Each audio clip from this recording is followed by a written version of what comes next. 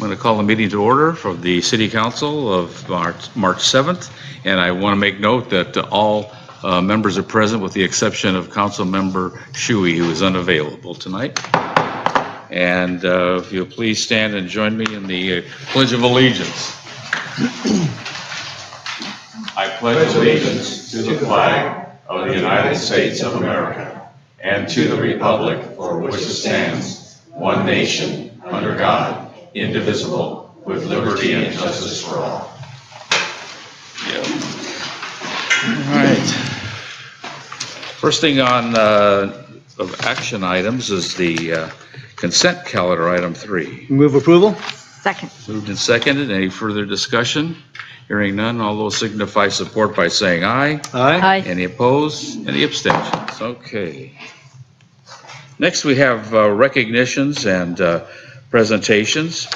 And the first thing we have is for the certificates of recognition for the public school students exemplifying do the right thing in the character trait of self-discipline during the months of January and February of 2017. And we have 2 from the Mount Diablo Elementary School, Dominic Celentano and Evan Lynch, and we will make that presentation. And I believe that Ms. Grespo and Ms. Brown are here to make a presentation to each one of them. Do we have them come forward? All right. Come on up.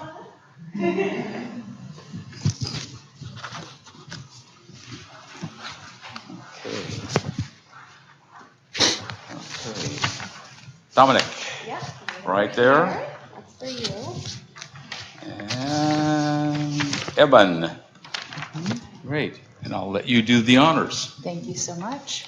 I don't know if I need this. Can you hear me? We need it for the folks at home. Self-discipline.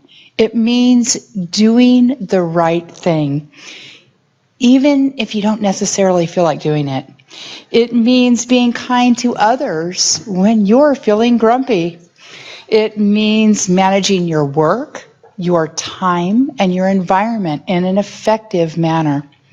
And Evan, he exemplifies what it means to have self-discipline. He keeps himself and his desk organized. His work is always done in a timely manner and to the best of his ability. He is also always kind to other people, even when he is feeling grumpy or they haven't been kind to him. It is my pleasure tonight to acknowledge Evan for this document of self-discipline. Good job, Evan. You'll go far. All right, stay here, Evan. And what we're going to do both the students from the elementary school, then they will sit down and then we will do the middle school. And at the very end, we'll ask all 4 of them back up to take a photograph. All right? And I'm Mrs. Grispo here for Dominic Celentano. Mrs. Brown is coaching this evening, his other teacher. Along with what Mrs. V said, Dominic absolutely exemplifies self-discipline both in and out of the classroom. I've had the privilege of knowing Dominic and his family since he was just under 3 years old. And I've been watching him grow into the 3rd grader that he is today. And I was so excited to be able to have him in our class this year. Dominic is always on task. He brings such a positive and enthusiastic attitude to class every day. And the students really look up to him. He really models to them what they should be doing at all times in a positive way. When he looks around and says, shh, they do it, even if they don't do it when I say to do that. So he is able to lead the other students and give them an example of what should be expected in class. He does it in a fun and funny way. He's positive, he's outgoing, he's on the soccer field, he's showing the other kids how to make a goal, and he brings that great attitude back into class. So we are so proud of you and keep up the great work, my dear. Great. Thank you. Dominic and Evan, very good. Congratulations to both of you. And if you'll sit down, and we'll bring you back up after we give out the ones to the middle school. And we have both Megan Garloni and James Brinkley. Come forward, please. Great. Here is your certificate for doing the right thing, Megan. And yours. There you go. Thank you. So I'll start with these. James and Megan are two of our 8th graders, and they were a very easy pick to choose because they were just outstanding students. They are academically do wonderful. Megan here is in our leadership class, and I've always known Megan to be cheerful, polite, willing to do whatever needs to be done. Her teachers all say that she's just amazing. She's a delight in the classroom. So she takes care of business, and she kind of can see what needs to be done. So she certainly is extremely self-disciplined. Congratulations.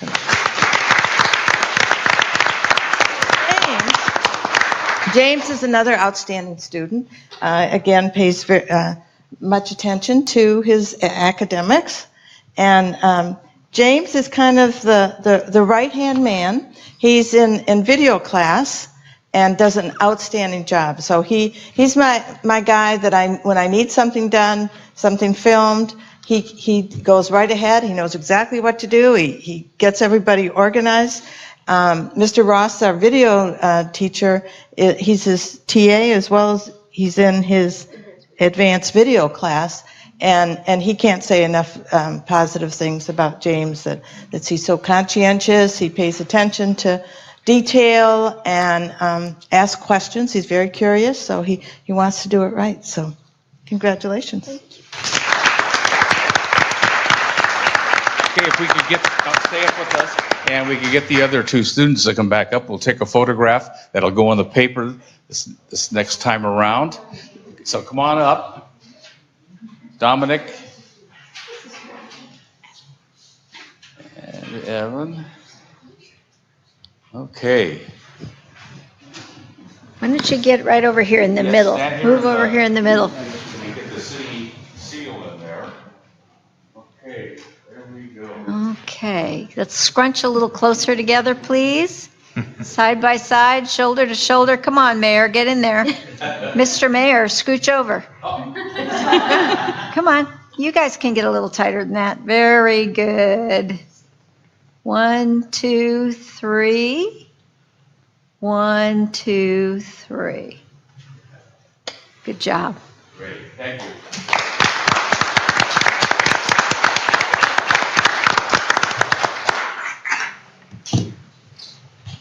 I will text these to our newspaper publisher right now, who had to get home. She apologizes for not being here, but she lives on the south side of the Morgan Territory Slide and needed to get home before dark. So. Okay, we will now do another proclamation, and this is regarding the American Red Cross Month, March 2017. And Nick Espada, come on up here, Nick. Good to see you again. You too. Good to see you. Okay, we're going to make a proclamation, and I'll read it very quickly here. It says, whereas in the city of Clayton, we have a long history of helping our neighbors in need. The American Red Cross Month is a special time to recognize and thank our heroes, those Red Cross volunteers and donors who give of their time and resources to help our community members. Whereas these heroes help families find shelter after a home fire, they give blood to help trauma victims and cancer patients, they deliver comfort items to military members in the hospital, they use their life-saving skills to save someone from a heart attack, drowning, or choking, and they enable children around the globe to be vaccinated against measles and rubella. There are also, the Red Cross depends on local heroes to deliver help and hope during a disaster. We applaud our heroes here in the city of Clayton who give of themselves to assist their neighbors when they need help need a helping hand. Whereas across the country and around the world, the American Red Cross responds to disasters big and small. In fact, every 8 minutes, the organization responds to a community disaster, providing shelter, food, emotional support, and other necessities to those affected. It collects nearly 40% of its nation's blood supply, provides 24-hour support to military members, veterans, and their families, teaches millions of life-saving skills such as lifeguarding and CPR, and I did that once when I was starting out in school. And through the Restoring Family Links program, connects family members separated by crisis, conflict, and migration.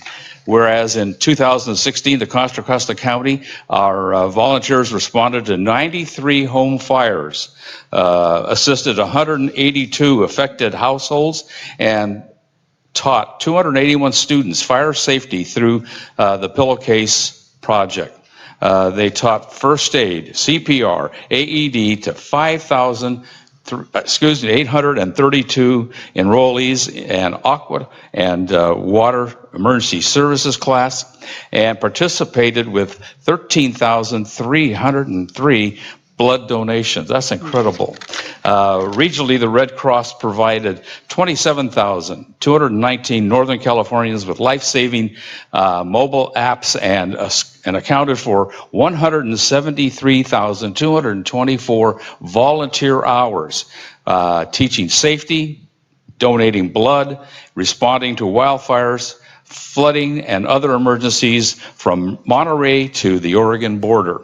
And whereas we dedicate the month of March to all of those who support the American Red Cross, their mission to prevent and alleviate human suffering in the face of emergencies, our community depends on the American Red Cross, which relies on donations of time, money, and blood to fulfill their humanitarian mission. Finally, therefore, I, Jim Diaz, as the mayor of the city of Clayton, on behalf of the city council, do hereby proclaim March 2017 as Red Cross Month in city of Clayton, California, and encourage all residents to be cognizant of the compassion, courage, character, civic duty that an inherent with the Red Cross mission to prevent and relieve human suffering. Nick, thank you very much. Yeah, right. There you go. That's a confide. Nick and I met after the one of the events in town last week. Yeah, so we're old buddies. Wonderful. Would you like to make some comments? Yes, I would. Just real brief here.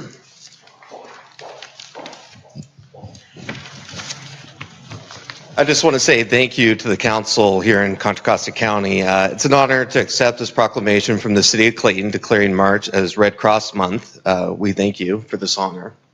On behalf of the American Red Cross of the Bay Area, we sincerely thank you, the city staff and your departments who work closely with the Red Cross to make the city of Clayton a better prepared city for all types of emergencies, and we look forward to growing our relationship in 2017. So thank you all very much. And if anybody wants to get involved, please check out our website, or you can contact me anytime you have to give. It's well worth it, and we'd appreciate it. So thank you. Thank you. Thank you, Nick.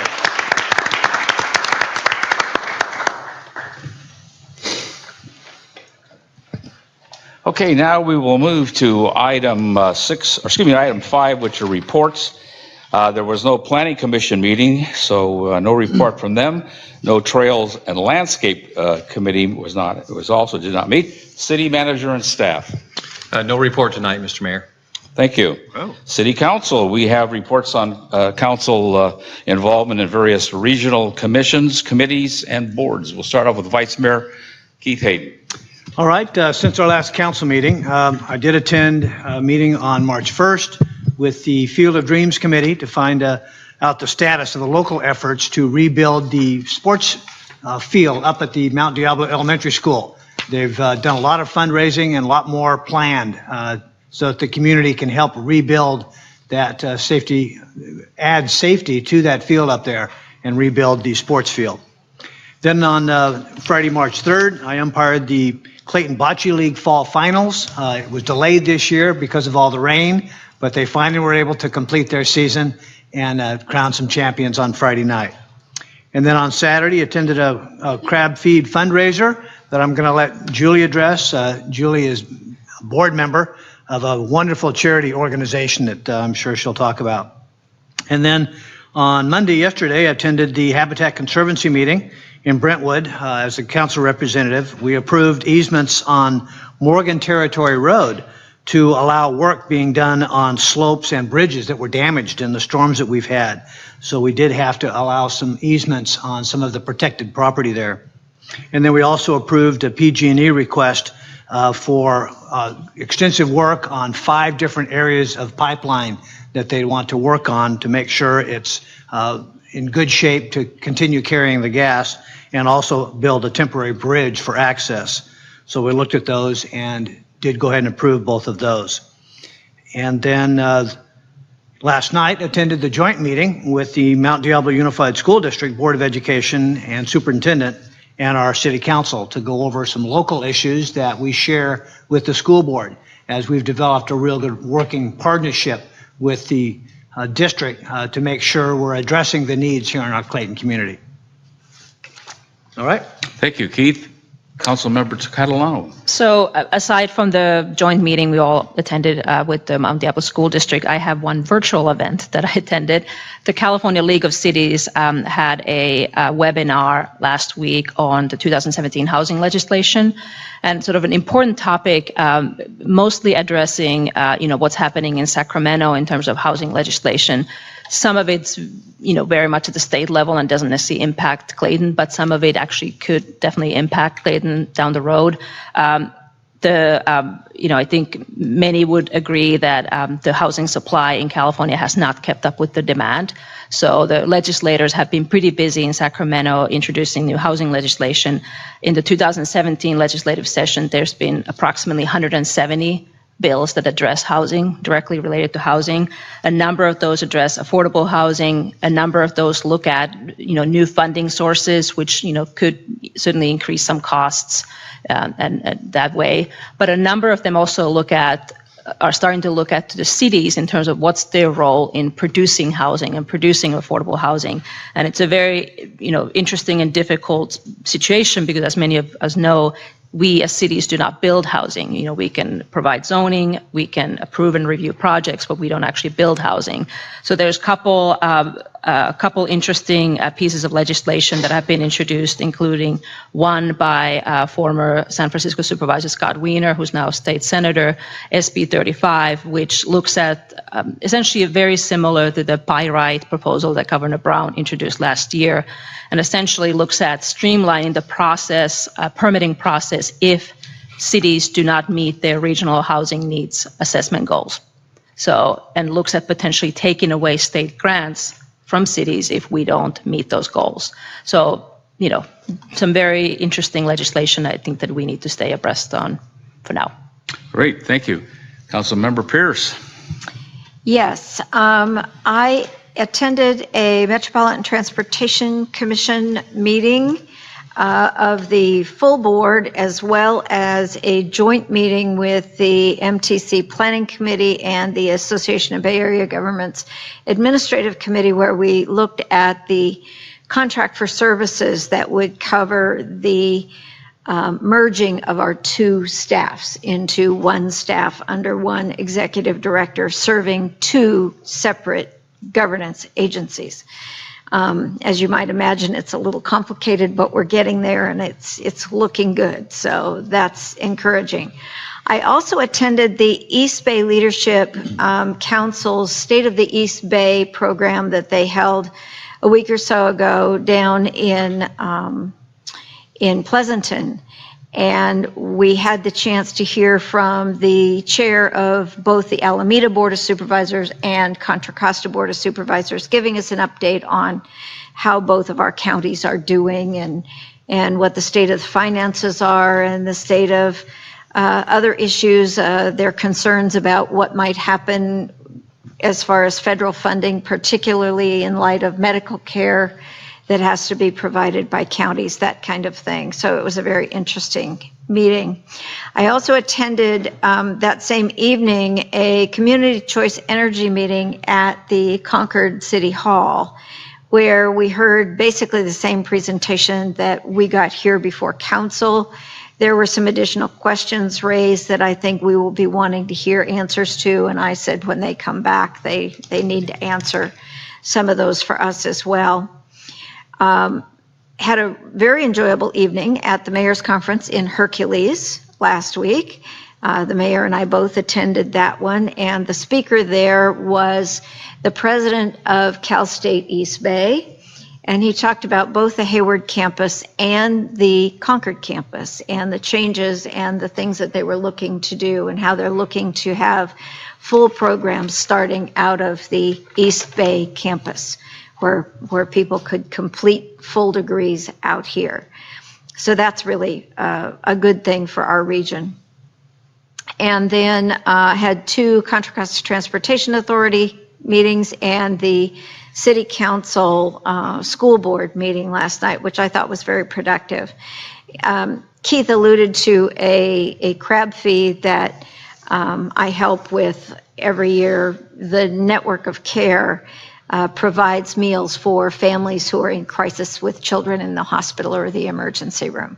And so this was an annual fundraiser for that. So. Great, thank you. Myself, beginning on the 23rd of February, attended the Clayton Business and Community Association General Membership Meeting. Then we're getting prepared. I'm on the committee for the 8th Annual Clayton Barbecue, which will be on July 15th. We start planning that now. We began having committee meetings. I, too, as Councilmember Pierce mentioned, attended the Mayor's Conference. Very informative presentation by the president of the Cal State East Bay system. Lots of good things happening out there and with there. So it's a great opportunity for a local, for our local campus of the California State University system. On Saturday, the 4th of March, started off in the morning with the Clayton Community Library Federation, or Foundation, excuse me. They had their annual meeting, and recognizing all the volunteers. They too dedicate a huge number of hours to make sure that the library is functioning, and have a number of book sales and other events to raise money to assist them in their operation. Later that evening, I too attended the Network for Care crab feed. Great program. We had a wonderful time, and I was amazed at the number of people that actually came out to that. I don't remember how many there were, but the room was filled. About 400. Right. It was a major event. On Sunday, the former mayor, Geller, and I, and the president of the Clayton Pioneer we were judges at the 17th annual Clayton Saloon Crab Feed, chili cook-off. That was an amazing event. That little building was so full of people, it was amazing. They had 18 people participating, and the top 3 won cash prizes, and it was a great event. And then last night, I also attended the joint meeting of the Mount Diablo Unified School District with the City Council. And that concludes the reports on item number 5. We'll now move to item 6, which is public comment on non-agenda items. I have a number of cards, and we will ask each person as I call their name to come up, state their name, and we will allow 3 minutes per speaker. And we will begin with Drana. And tell me the last name, is that Ruby Ellis? Absolutely.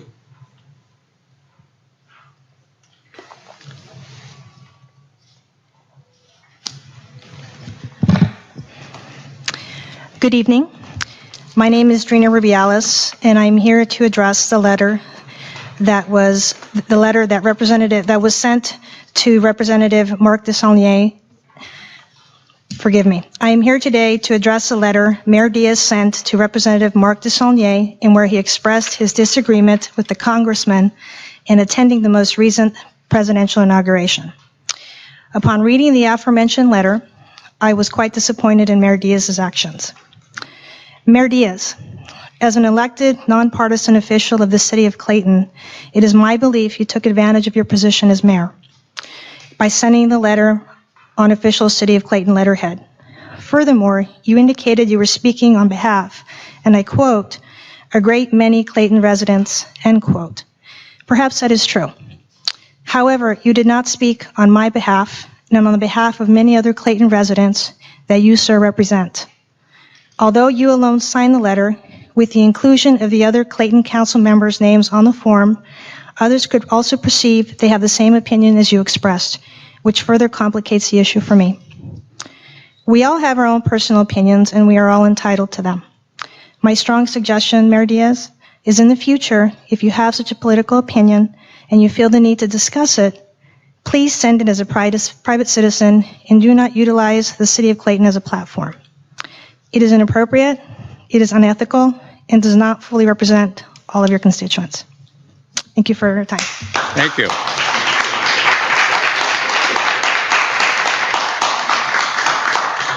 Ernie de Trinidad. Ernie de Trinidad, Mr. Mayor, Vice Mayor, City Council members, City staff, Chief. As the previous citizen mentioned the letter, I wanted to read the letter to you. It says that we wrote in response to the letter that you wrote, and it's signed by 50 of our citizens of Clayton, and it says, Dear Mayor Diaz, we, the 50 undersigned, are residents of Clayton and your constituents. We write to express our concerns regarding the appropriateness of your February 17, 2017 letter to Congressional Representative Mark DeSarnia. As reported on claytonca.gov on March 1st, you wrote to Representative DeSarnia, quote, on behalf of many Clayton residents, unquote, to express disagreement with Representative DeSarnia's decision not to attend President Trump's inauguration ceremony. You wrote the letter on official Clayton letterhead and signed the letter in your capacity as mayor of Clayton. As you know, Clayton City Council positions are nonpartisan elected positions. It is inappropriate to use your position as mayor to unilaterally communicate support or criticism of any representative on behalf of the city of Clayton or its constituents. If the city council wishes to pass a resolution in support of particular political positions, as was recently done in Richmond, the matter must be placed on an agenda and discussed in a public board meeting. Residents must be given the opportunity to express their views on the subject. We do not believe that your letter or its contents were discussed by the whole council in a publicly agendized board meeting. For the record, many signers of this letter do not, in fact, agree with your contention that Representative DeSarnia should have attended the presidential inauguration. Many of them were present with Representative DeSarnia at the Women's March in Walnut Creek on Inauguration Day. Certainly you personally have the right to disagree with your elected representative and to communicate your disagreement to them. However, you should not do it in your official capacity as mayor and on your behalf of constituents without first giving those constituents the opportunity to participate in the decision-making process. Therefore, we request an apology and a letter to Representative DeSarnia retracting your previous letter in the capacity of mayor of this city. Thank you. Thank you. Max Kahn. Hi, thank you. I'm Max Cohn. So when I visited this body a few months ago as part of a civics assignment for my government class, I was told that the primary responsibility, or one of the primary responsibilities of a member of the city council is to serve as an ambassador for our community. So that's why I was extremely disappointed to see that the mayor unilaterally wrote a letter with our city's letterhead to a distinguished member of the U.S. House of Representatives, condemning his decision to not attend inauguration festivities. Let me be clear, attending the inauguration of Donald Trump would be normalizing Donald Trump.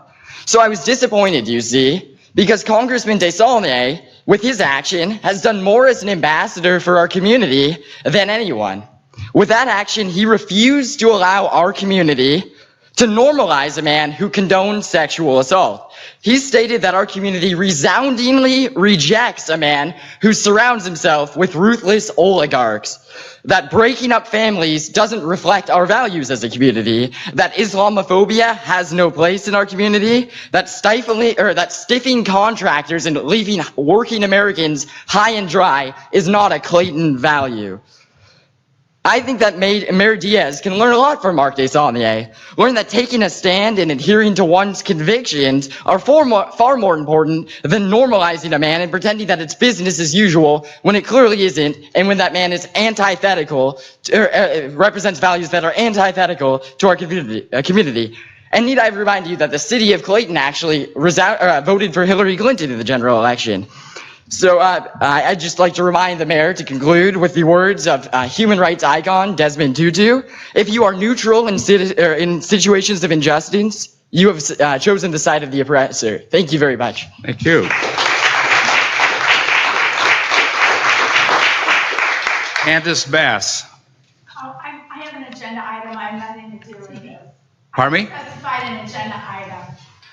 She has a comment on another. Okay. Oh, for another item. Okay. Nothing to do with this. Thank you. Is there anyone else that wishes to address the city council on a matter that is not on the agenda for this evening? Seeing none, we will close that. Go to public hearings. There is none, so we move on to item 8, the action items. And this is to consider the adoption of a resolution authorizing the city manager to enter into multiple contracts for the purchase and installation of roadway cameras and automated license plate readers, also known as ALPRs, at entrances and exits to the city of Clayton to enhance law enforcement performance and effectiveness and public safety. Chief of Police Chris Wenzel. Thank you. To summarize, when we first came here, did a presentation back in March, brought 2 vendors. The recommendation was to look at this city and try to come up with ways to safeguard, assist law enforcement, financially look at situations where we can continue to provide service to this community. We looked at cameras, situational cameras that have been put in throughout not only what we're looking at here, but throughout the county. Different cities are looking at ways of providing this type of technology to help us, again, provide service to this community. The 2 vendors came in, presented to you what the capabilities of these cameras are. And we are looking at two different types. One, the ALPR type cameras, which records license plates, and another situational type camera that records vehicles. The idea of having the cameras at entry points at all areas of the city, again, to help in our performance as law enforcement. We're looking at, as you see through these contracts, 4 different type of contracts to make this effective for the city. 2 of the contracts involving the type of cameras I just talked about, the installation of these cameras, which is a separate contract. Originally, the contracts were written including installation, but this seemed to be a more efficient way of having one installator come in and put in both cameras. And actually, financially, it worked out to our benefit. And then lastly, the Sprint wireless, due to the fact that to access the information from the cameras, it's basically the same principle with a cell phone, with a SIM card that goes into the cameras, and we can go to a website and get the information, what was retained from the cameras. That's it. Anything? Any questions of the council to the chief? No questions. Okay, observations? Comments. Yeah. Certainly, we were impressed, or I was impressed with the presentation that was the initial presentation to the council on the opportunity that we have to utilize some of our surplus funds to provide, I think, additional protection for our Clayton residents. So this looks like an excellent solution, and it's been very effective in other communities you shared with us. And you did now provide some additional information about the monthly expenses going on, which is one of the things we ask you to provide, which you have done. So this looks like an excellent system. It's been a strong deterrent in other communities. And I think we have the advantage of not that many exit entry points here in Clayton, so it might be even more effective here because we really can watch that traffic. And to your point you made in the first presentation, this is not to monitor that traffic, but to give us the opportunity to go in and view activity if something has occurred, and we might be able to identify the vehicle that was used. Yeah, if I could just reiterate on that, there were some questions from the community regarding these types of cameras. These are situational awareness cameras. They're not monitored 24/7. They are used after an event that we can hopefully gather information for apprehension or information to lead to what situations occurred. They're not going to be used for any type of citations issuance. So we want to be very clear about this. This is a tool for law enforcement to use to safeguard the community. Mr. City Manager. Thank you, Mr. Mayor. I mentioned the last time, a month ago, regarding this presentation of this item. And this is something that most other cities are moving towards. One of the topics that is hot in government right now is unfunded pension liabilities. And of course, public safety are some of the more dominant in cost impacting retirement systems that any particular city or county has. In that regard, I just wanted to reaffirm for you that if we were to add as a city one police officer per shift, and to try to combat some of the crime or deter that which occurs in the city of Clayton, that would require at a minimum 4.2 people. Well, you can't hire a 2/10 of a person, so you'd have to go to 5 people to do that. And with benefits now and an entire salary package, police officers in Clayton, which is on the lower end of the scale in our county, are over $100,000 a year. So you will be looking at a $500,000 proposition each and every year hereafter just to put one additional police officer on our force. So as we noted last time, $118,000 and then a few ongoing expenses is a good investment in continuing to keep Clayton safe, continuing to keep Clayton the community that we all desire. And the other thing is we talked about is that the criminal element has its own network, if you will. They know, and they're very wise, which cities have these types of cameras, and so they are moving about and away from those and towards those who do not have the cameras. And we do know that that is occurring. So with this in mind, this is a good cost-effective measure to enhance our local law enforcement and provide the services the community expects. Okay. Go ahead, Tuya. Yeah, we had a very thorough presentation about a month ago on what the system can and can't do, and I think we were all very impressed at it. And I think it could be very effective in our city, given that we only have so many entrance and exit points. So I think it's a very good thing. I do have one question on the annual recurring costs. You know, there is both of the systems I think have a license fee that is an annual fee, and I think one of them only starts after 2 years, and I think they're fairly minimal. But I'm curious as to, do we have contractually with the companies, is there some guarantee that they can't double, triple, quadruple those annual fees, you know, in the future? Or is there some guarantee that those annual fees will stay pretty fixed as time goes on? There was no indication that there were going to be any increases based on the way the contracts was written. As you looked at the vigilance system, we actually, when we started this program, I got locked in to what they offered, and it was a 2-year build.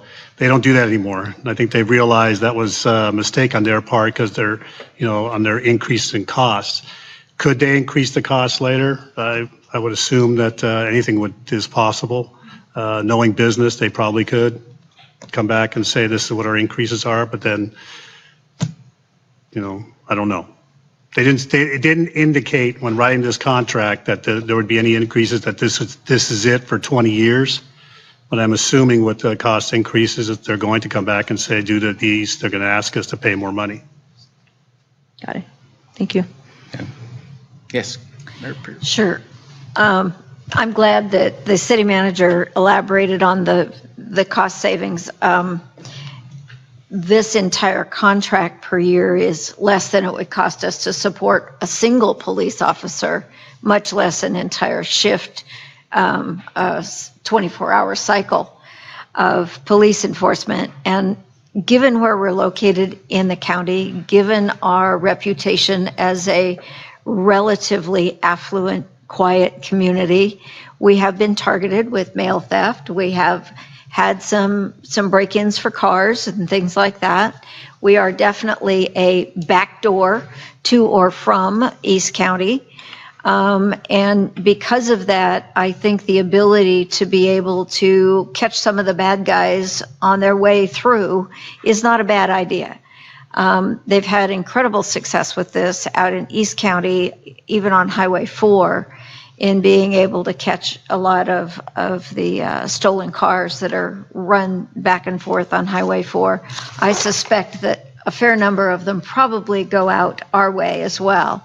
And if we can ping on those when that license number comes up and get law enforcement out there to catch them, I think that will serve as a huge deterrent for those folks even thinking about coming into Clayton. So I think the cost effectiveness of this is really good, and I am looking forward to it. I would hope that the costs after the third year don't go up dramatically, but as with everything, there probably is a cost of living increase that we should expect.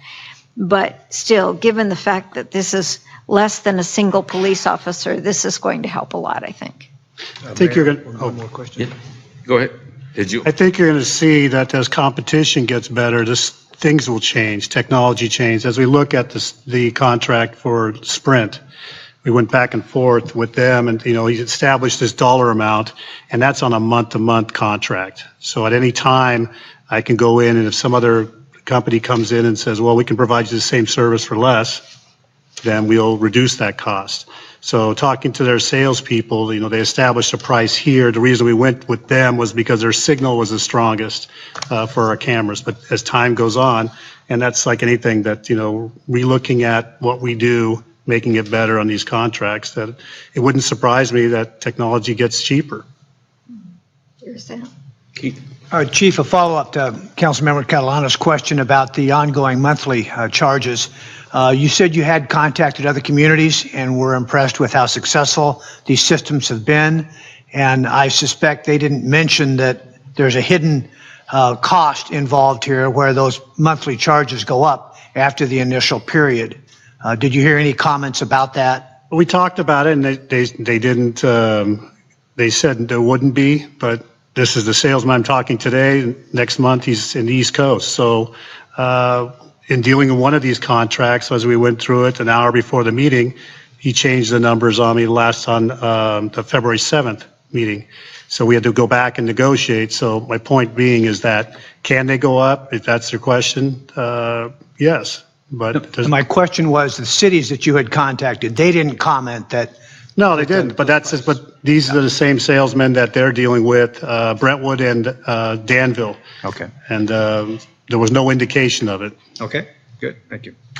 But Go ahead. I guess they're probably within their first couple of years on the contract as well. So we'll all Correct. see when the time comes. And if there are competitors that enter the field to keep the price competitive, that'll be good. And as you say, technology is getting cheaper every day. So There is one issue that because we have so few cameras, the costs were a little bit higher. Danville put in a system and they had a lot more cameras, so they got a reduction on some of their licensing fees. But because we only had the small amount, our license fees were a little bit higher. And that's the way they explained it to me. So you're referring to license fees per camera? correct. Yeah. I just want to comment that I followed up as a member of, I'm a member of a statewide trade association in the security industry. And the one that I'm most familiar with is the Arden Fair Mall in Sacramento. And they had a tremendous criminal problem with organized crime. That system that they put in, which by the way is the same company that we're potentially going to engage with, they reduced the crime over 70%. It's unbelievable what they've been able to do. People have been returning to the mall because they were afraid to go in there because of the prior criminal activity, and now it's almost nil. And they combine both the license plate reader and the event type cameras. And I also want to thank the chief for coming out to the Clayton Business and Community Association meeting last month, where he gave a presentation amongst other things in his report, and he laid some of the concerns that people had, making sure that it's not going to be issuing tickets out of it or a surveillance thing to keep an eye on people. It's going to be it's going to protect them more than watch out what they're doing. So, all right, this is now a public item, and we'd like to open it for public input. And I do have a card, and I'm sorry I called on you before, Candace, but if you'll come up and address us now on this item. I'm here tonight as the Neighborhood Watch Coordinator. I'm here on behalf of the Neighborhood Watch Coordinators and the Neighborhood Watch groups that are in Peacock Creek. And I'm here to voice our support for Chief Wenzel and his effort to purchase the ALPRs and some of the other technology that he's talking about and that he wants to have installed at the key entry points of the city, throughout the city, as proposed. So we think this is great. We've had our own little issues in our subdivision, and we've utilized, different people have utilized the surveillance cameras, and they've been very, very helpful. So we feel this is a smart approach to keeping our city safe, and we thank you, and we thank all of you. Okay. And that's my comment. Thank you. Good. Anyone else wish to address the council or staff on this item? State my name, yes. Max Cohn. So just a brief comment. I think that if the city is going to be spending money or spending taxpayer dollars in preventing crime, the city should be investing in preventing the underlying factors that contribute to crime and not expanding the police state. Thank you. Thank you. Anyone else wish to address the matter? Please come ahead and state your name. My name is Dylan Kupch, and so I think that the city would rather be using their resources much more effectively in underlying causes of the crime instead of going and trying to enforce it and having this fear factor. We should be trying to address the root causes, and our money could be spent better for that. And the price of the system will probably go up because it's not a competitive market. It is actually an oligarchic market where the corporations are driving the prices up. So this system will probably go up in the 3 years because of the patents. And so we should be focusing on the root causes of crime and not the actual police enforcement of it. Thank you. Thank you. Anyone else wish to address the council or the staff on this item? All right, I'm going to close the public portion of this item and bring it back to the council for any final questions, comments, or action. I think I've shared my comments. I was impressed with the system. I think it'll be a strong deterrent, and I look forward to having it in place and providing additional protection for our Clayton residents. Well, with that, I would move adoption of the resolution approving 4 contracts for the purchase and installation of law enforcement situational cameras and automated license plate readers at 4 designated areas in the city of Clayton. Second that. Moved and second. Any further discussion? Hearing none, all those signify support by saying aye. Aye. Any opposed? Any abstentions? Ordered.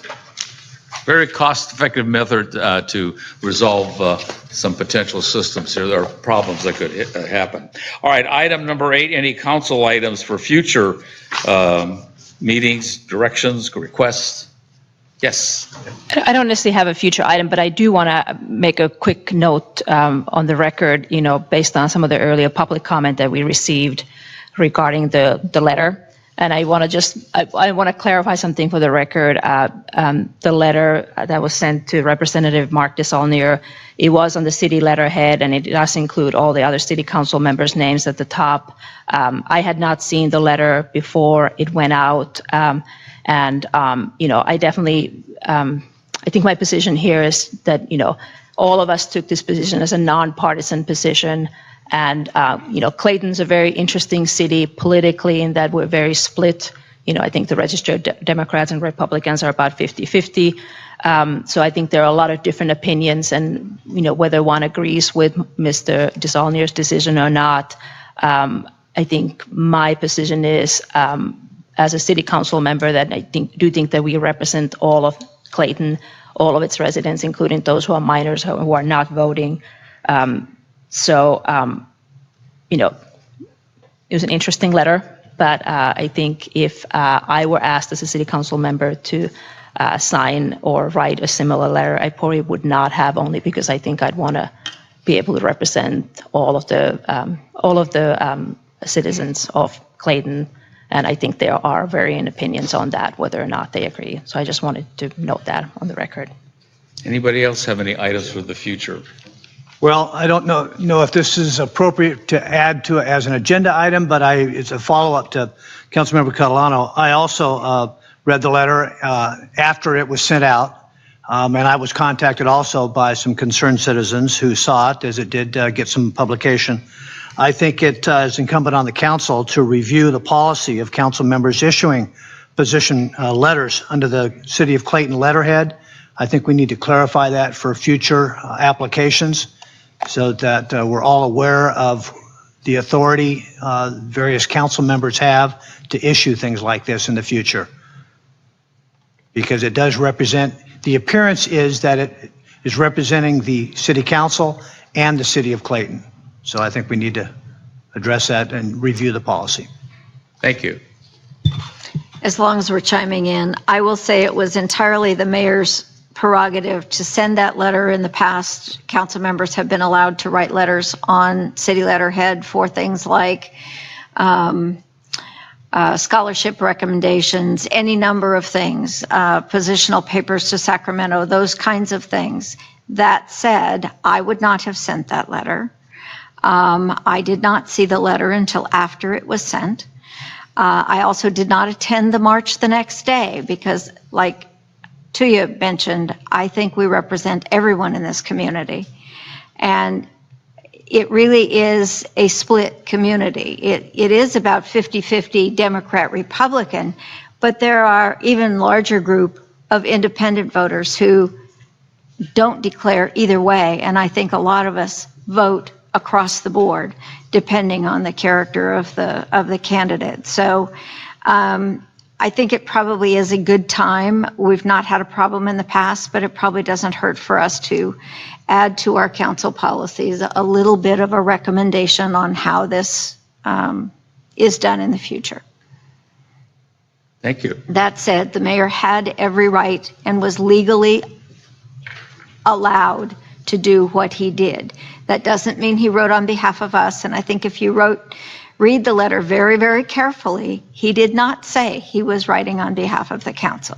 It may have been interpreted that way, but it did not say he was writing for the council. He said he was writing in response to the concerns of several citizens. So it was a carefully worded letter. I think I would have not sent it if it were me, but it was the prerogative of the mayor to be able to do that.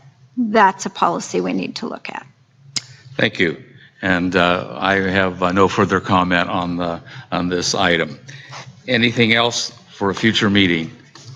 How about we don't have any closed sessions, so we're moving back to adjournment. And at that time, we will now leave this meeting and move to the adjourn this meeting to the future meeting on March 21st. Thank you very much.